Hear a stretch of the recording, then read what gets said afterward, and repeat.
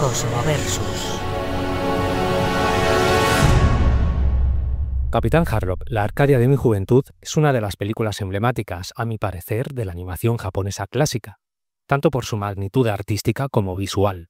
Space opera de ambiente romántico, idealista, aventurero y que mejora notablemente la historia del pirata espacial que en 1977 debutó en las páginas de la revista Play Comic con un argumento de leyenda. Esta reseña contiene numerosos detalles de la película, así que para los más exigentes podéis parar el audio si no queréis que os desvele todo lo que ocurre. La premisa de la película en el universo del Capitán Harlock es sencilla. Se trata de una precuela a la serie de televisión y manga de 1977, donde relata el origen de la Arcadia, la amistad de Harlock y Toshiro, los impulsos que mueven a los personajes a rebelarse contra la invasión del enemigo exterior, la cicatriz de Harlock. Se expande el espíritu de lucha de Harlock y sus amigos, el amor por la vida y la dignidad, el ideal del héroe romántico y sacrificado, y ante todo el amor a la Tierra, el hogar del ser humano. En un futuro lejano, la Tierra ha sido invadida por una raza extraterrestre, los Illumidas, bajo un régimen militar. La vida se ha convertido en una pesadilla para la sociedad, esclavizada y perseguida, cuyos gobernantes instan a colaborar con los alienígenas para evitar situaciones comprometidas. Pero no todos han perdido la esperanza. El Capitán Harlock pilota, junto con otros rebeldes, la Death Shadow, una nave gigantesca con proa en forma de escarabajo ciervo, perteneciente a la coalición solar, el ejército terrestre que lucha contra los Illumidas.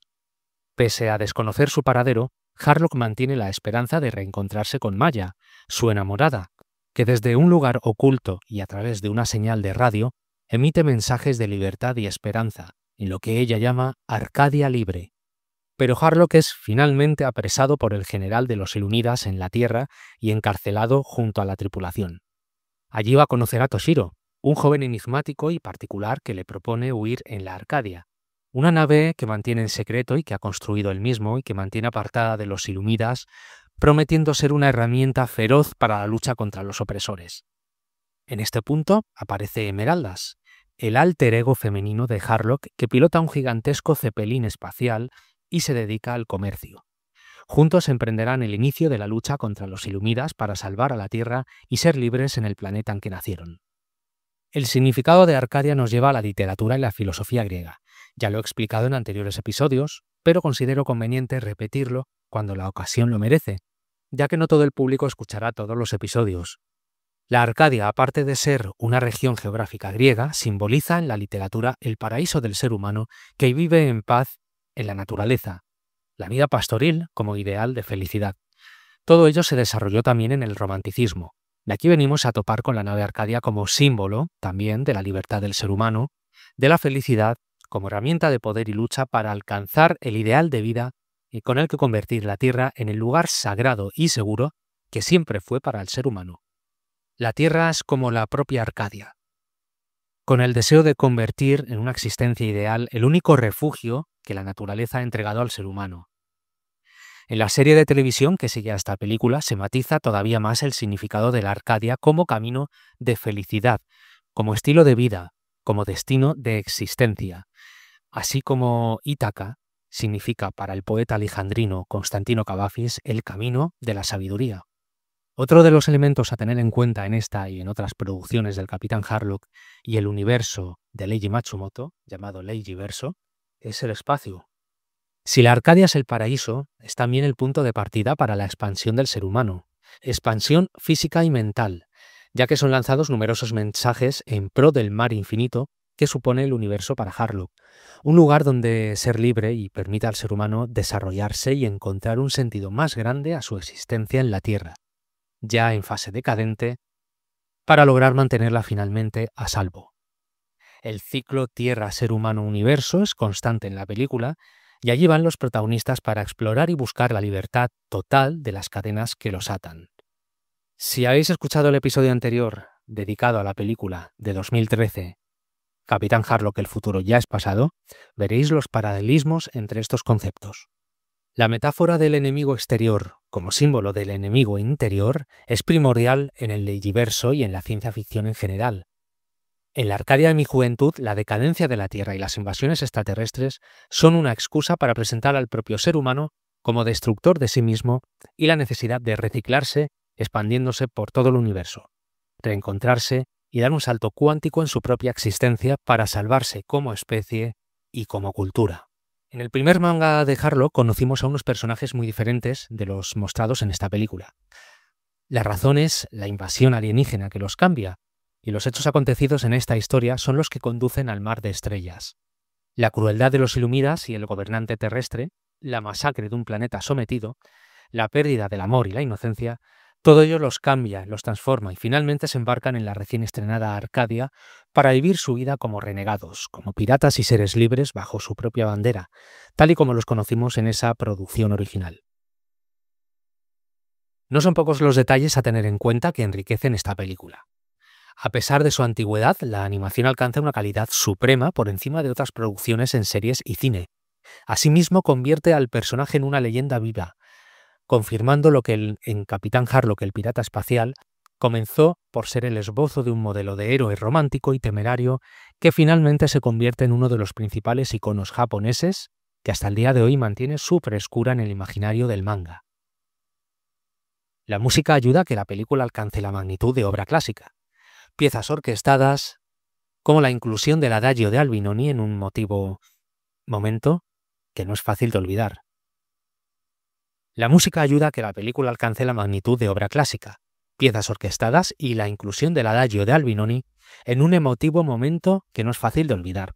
Pese a la enorme tristeza que emanan muchas de las escenas, siempre hay un hálito de esperanza donde Harlock y sus allegados se cobijan para seguir adelante.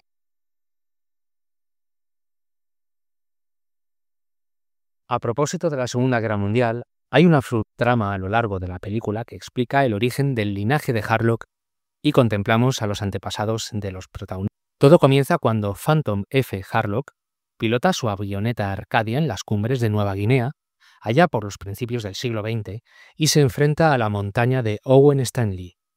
Años después publica su libro, Arcadia, con sus memorias y hazañas. Este libro es el que portan su hijo Harlock y Toshiro, joven ingeniero japonés, cuando se encuentran en la Segunda Guerra Mundial a punto de ser masacrados por los aliados. Recordemos que ellos son japoneses. Pero lejos de desear la guerra, huyen a Suiza para escapar del sinsentido de ese enfrentamiento entre humanos. Parte de esta información se desvela cuando Zoll, aliado en el ejército de los Illumidas y natural del planeta Tokarga, estudia la memoria genética de Harlock y Toshiro, descubriendo sus motivaciones y que los dos personajes están ligados desde hace 1000 años, como si el destino les llevara a encontrarse una y otra vez por la herencia de sus promesas.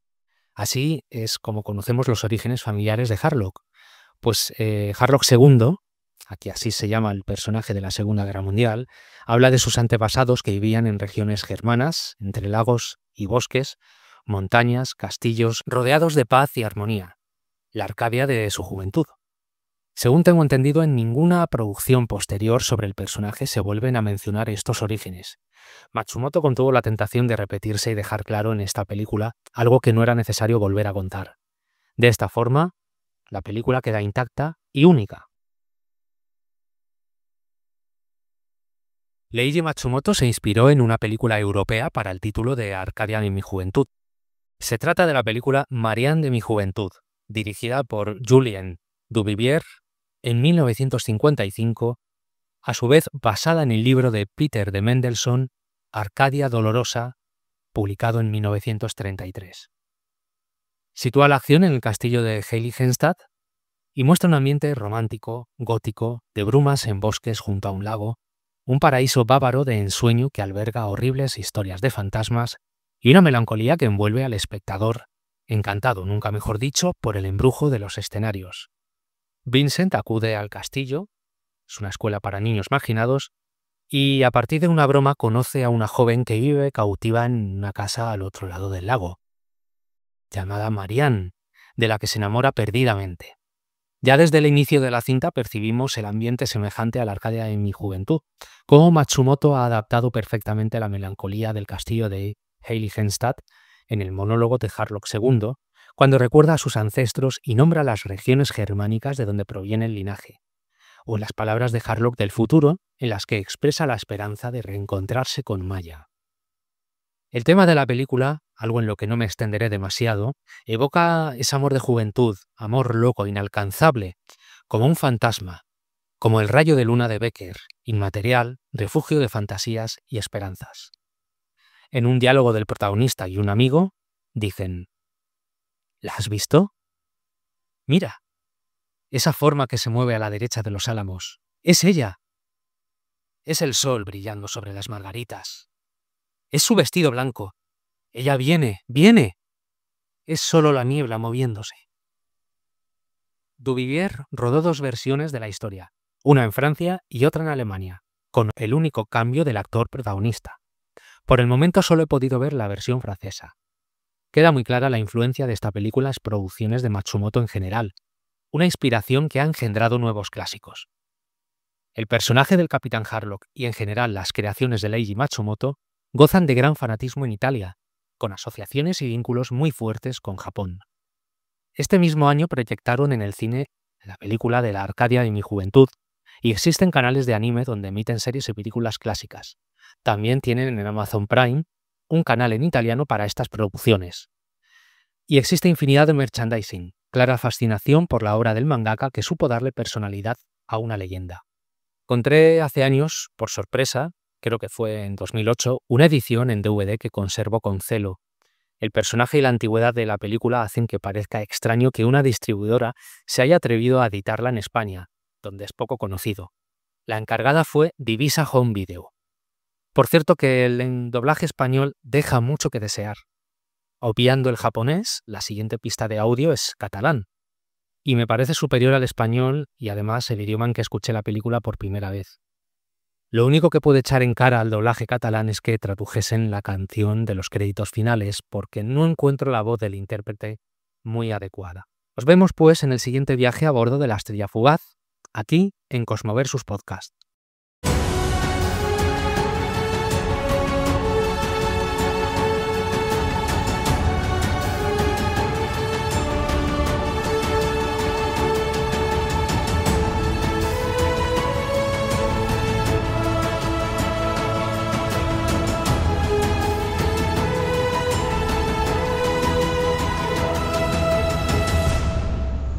Cosmoversus.